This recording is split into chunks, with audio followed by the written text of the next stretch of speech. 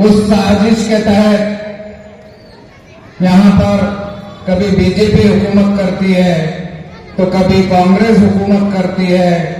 ये वही पार्टी है जिसके संत कुछ भी अनाप शनाप बकते रहते हैं। बीजेपी ने कुछ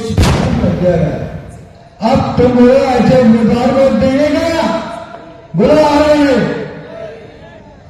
मेरे लोग तो आज मैं ये पुराना में हुकूमत की है, हमने कभी गुलामी नहीं की, उस दौर में भी गुलामी नहीं की।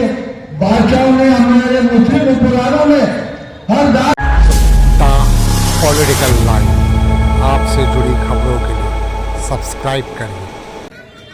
भारत को आजाद होकर 70 साल हो गए। इन 70 सालों में हिंदुस्तान के अंदर मुसलमानों की क़यादत किस तरह खत्म की जाए, इसकी साजिश आरएसएस राष्ट्रीय स्वयंसेवक संघ ने रची।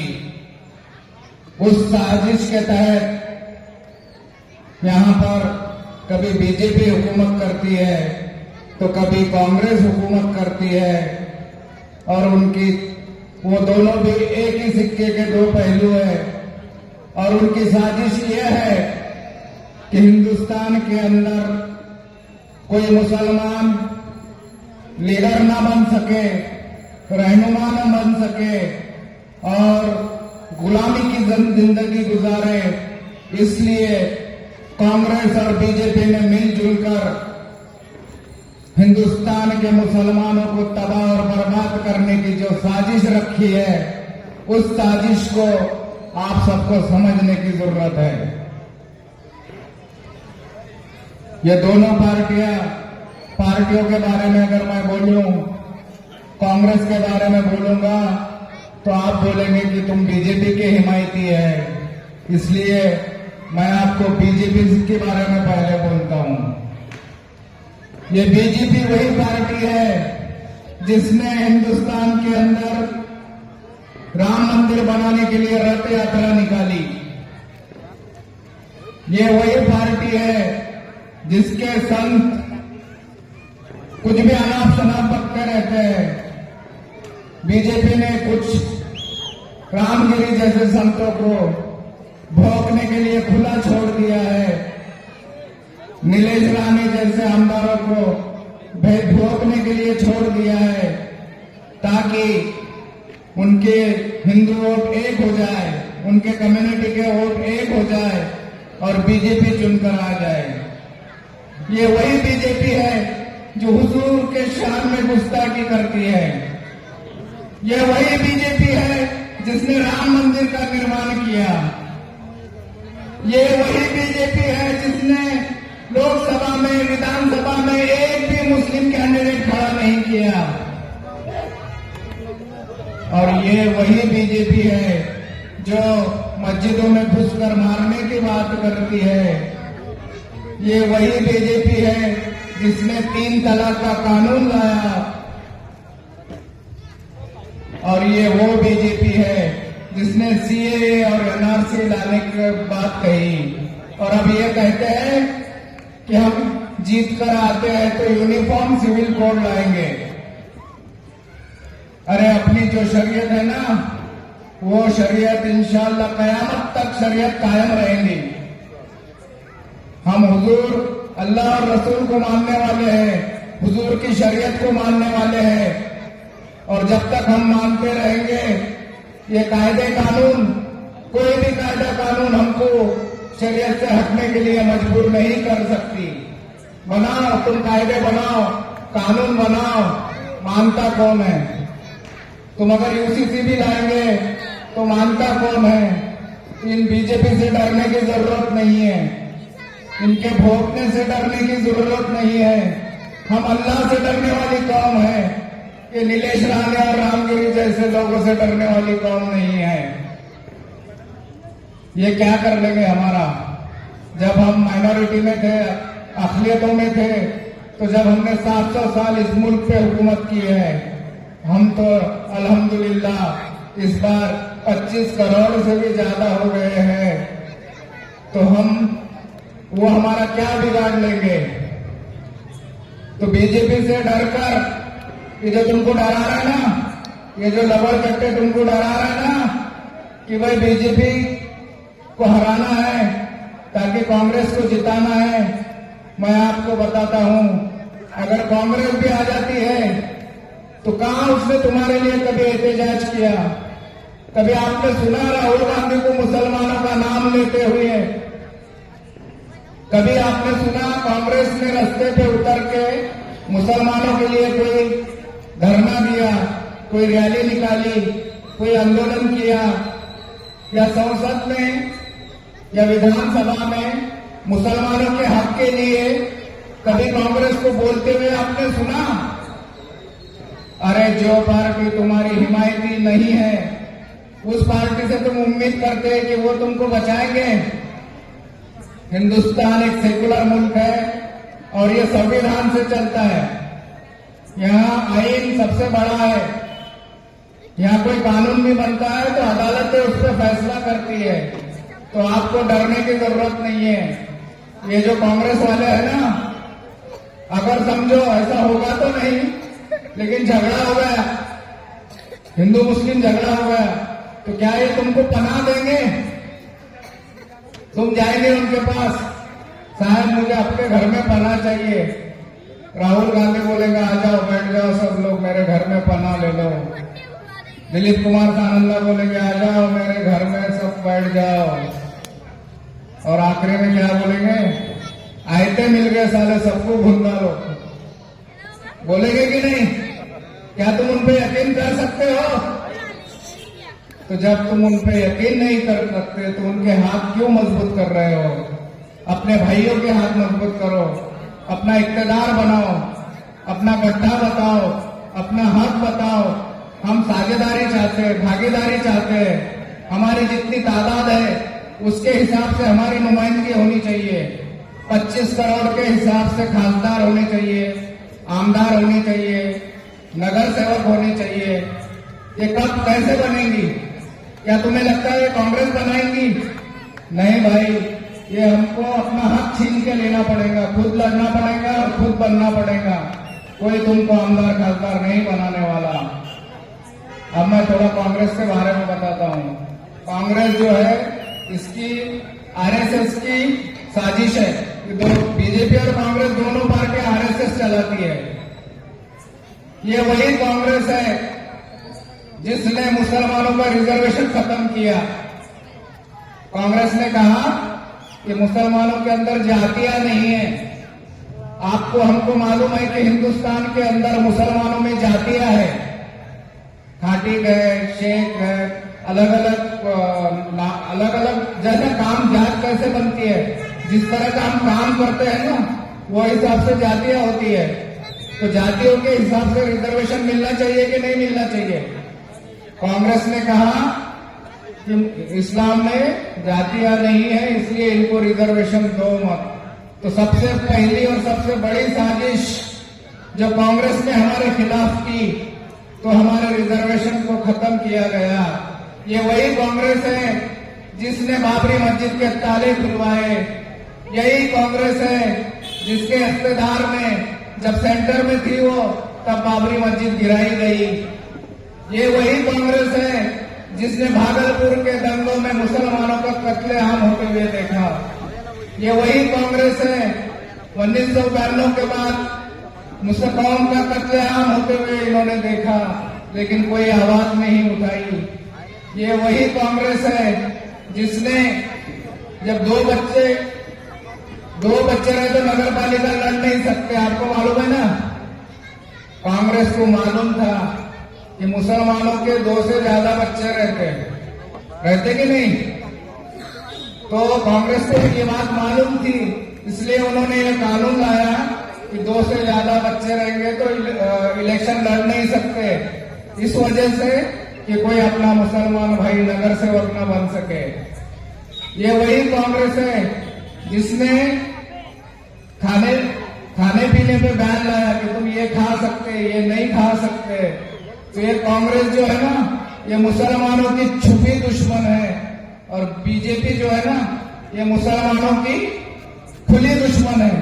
जब दोनों भी दुश्मन है तो हम दोनों को हमको मिलकर दोनों दुश्मनों का सामना करना पड़ेगा। अब कुछ लोग कौम के समझदार बुजुर्ग होशियार लोग ये बोल रहे हैं कि बीजेपी पत्थर है तो कांग्रेस ईंट है, तो पत्थर से अच्छी ईंट है, ईंट को लाना। मैंने उनसे पूछा भाई जब पत्थर मारते तब भी मार लगता और ईंट मारते तब भी मार लगता, अब दोनों को मत लाओ, अब तीसरा बाबा ठेकेदार को लाओ जो मोम है, जो जलकर आपके लिए रोशनी करेंगे, है कि नहीं? तो ये एक जालिम बड़ा है और दूसरा जालिम छोटा है, लेकिन दोनों भी जालिम है ना, तो क्या तुम जालिमों का साथ देंगे? क्या तुम्हारा दिल गवारा करेगा कि तुम जालिमों का साथ दो? तुम नेक लोगों का साथ दो, अच्छे लोगों का साथ दो, जोड़ने वाले लोगों का साथ दो, कौम की हमदर्दी रखने वाले सब लोगों का साथ दो, ऐसे लोगों का साथ दो जो गरीब, मजदूर, परेशान, बीमार इन लोगों की सेवा कर सके, जो रात के आधी रात को आपके लिए खड़ा हो सके, ऐसे लोगों का साथ दो। एशिया में सोने वाले और वीआईपी बंगलों में रहने वालों का साथ देंगे तो तुम्हारी मदद को कोई नहीं आएगा। ये आपको समझने की जरूरत है। जिस दिन ये आप समझ जाएंगे ना तो आप अपना वोट सही जगह देंगे। मैं आप बर्डे प्लॉट के तमाम भाइयों, बुजुर्गों, दोस्तों, माओ बहनों से गुजारिश करता हूं कि आने वाले 20 तारीख को बाबा ठेकेदार, इनकी निशानी है सिलाई मशीन। सिलाई मशीन का बटन दबाकर इन्हें ज्यादा से ज्यादा वोटों से कामयाब कीजिए।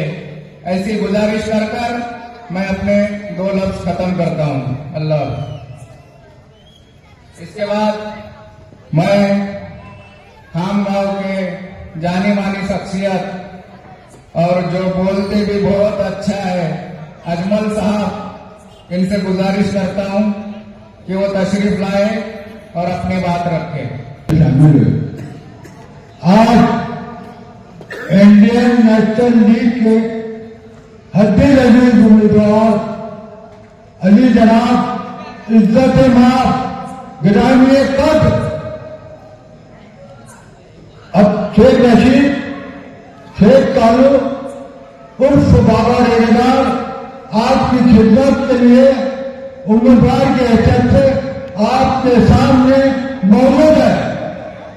मैं अपनी काम से और नौजवानों से और बुजुर्गों, दोस्तों से गुजारिश करता हूं कि किसी का एकाउंट मना है एक से कभी आके का बोल लीडर मुसलमानों को पैसे देके गुजरा करके। मेरे दोस्तों, आज मैं आपको बताना चाहता हूं कि हम लोग गांव में, हम जितने भी गांव में, हर हाल में, हर सदियों में, आपको अच्छी तरह याद होगा, जो बुजुर्ग हैं उनको याद होगा कि खानगांव में कई समुदाय के मौजूदगी में 3 से ज्यादा रोज का उड़ाना, कितने 3 बेटा उड़ाना फिर ज्यादा खानगांव में मस्जिदों को ताजे लगकर रोजगार और हाजी लोगों को घर खाने में बंद कर दिया गया। अब तुम बोलो ऐसे उम्मीदवार को देंगे क्या? बोलो आ रहे हैं मेरे दोस्त। तो आज मैं ये कहना चाहता हूं कि हमने ऐसे उम्मीदवार को अपना उम्मीदवार बनाया है जो आपकी खिदमत, विकास के काम, किसान मजदूरों के काम, दुकानदारों के काम, अति क्रम में नाजायज गरीबों को उठाने के काम, वो काम हमारे बाबा ठेकेदार करेंगे। इनका मकसद है कौम की खिदमत करना। क्या मकसद है? कौम की खिदमत करना। आज से पिछले साल कई वर्षों से मैंने 1872 हिंदुस्तान पर, बल्कि पूरे हिंदुस्तान में 1872 हिंदुस्तान में मुसलमानों ने हुकूमत की है, हमारे मुस्लिम हुक्मरानों ने हुकूमत की है। हमने कभी गुलामी नहीं की, उस दौर में भी गुलामी नहीं की। बादशाहों ने, हमारे मुस्लिम हुक्मरानों ने हर जात के, समाज के, अकलियतों के, सिख, बौद्ध, ईसाई तमाम समाज के लोगों को साथ करके हुक्मरानी की है। कभी किसी को सताया नहीं, तमाम रियायत को खुश रखा, कभी फिक्र उड़ाना फुटाक नहीं हुए। हमारे मुसलमानों ने हुकूमत की है, हमने हिंद की दस्तूर की, बाबा साहब अम्बेडकर का जो दस्तूर लिखा हुआ है वो दस्तूर की कभी मुसलमानों ने पामाली नहीं की। हमने हिंद के दस्तूर की कभी पामाली नहीं की है। हमने हिंद के दस्तूर की कभी पामाली नहीं की है। हमने ऊपरानी भी की है तो मिसा भी की है। हमने गीता की तरह बात अदा करने देगा, तुमने तो कुरान के पारों से बिगाड़ी की है। मेरे दोस्तों, आज मैं आपको ये कहना चाहता हूं कि एक हो जाओ, मुत्तहिद हो जाओ। मुत्तहिद होने का वक्त है, क्योंकि हमारे हुजूर पाक हजरत मोहम्मद सल्लल्लाहु अलैहि वसल्लम की शान में गुस्ताखियां में हरकत की जाती है इनकी हुकूमत पर। क्या ऐसी हुकूमत को तुम पसंद करोगे? ऐसे इख्तियार में रहने वालों को तुम पसंद करोगे? मेरे दोस्तों, आपको याद होगा कि एक आमदार अपने हैसियत के लिए, अपने मफाद के लिए, अपने घर को ताकतवर बनाने के लिए वो क्या करते हैं, हमारे जैसे भोले वाले मुसलमानों को बुलाकर उनको, कोई पार्टी में कांग्रेस का कोई लीडर होगा तो मेरे सामने आकर कहे कि मैं कांग्रेस पार्टी का फलाना सदर हूँ, फलाना मैं जन्नत देकर हूँ, फलाना मैं उम्मीदवार हूँ। विचारो छुआ कतल को उठाना, 5 सिगरेट लाना, चाय लेकर आना, ये हिम्मत है कांग्रेस की, मुसलमानों की और भाजपा के जो मुस्लिम आगे आगे करते हैं उनकी, और कोई हिम्मत चाहिए इनकी कोई कहने के मैं फलाना उम्मीदवार हूँ। और हमारे इंडियन नेशनल में ऐसे लोग शामिल है जो गरीबों को गले लगाते हैं। हम लोग गाँव में कि 10 से 10 दरिया भी जोड़े हमने, बहरे जुर्मात में दवा दिए हुए हमने। यारो, हमारे हुजूर पाक सल्लल्लाहु अलैहि वसल्लम के हम उम्मत है, हमारे हुजूर पाक की उम्मत कभी किसी ने डरती नहीं है। इस्लाम ने डरना नहीं सीखा, डराना सीखा है। डरते नहीं मुसलमान, किसी के आगे झुकते नहीं। और यहाँ कुछ ऐसे मुस्लिम चमचे हैं तो हाजी करते। अरे जिस कौम में तो तुमने ताले लगा दिए मस्जिदों को, तुमने जेलों में भिजवा दिए, ऐसे लोगों को वो देकर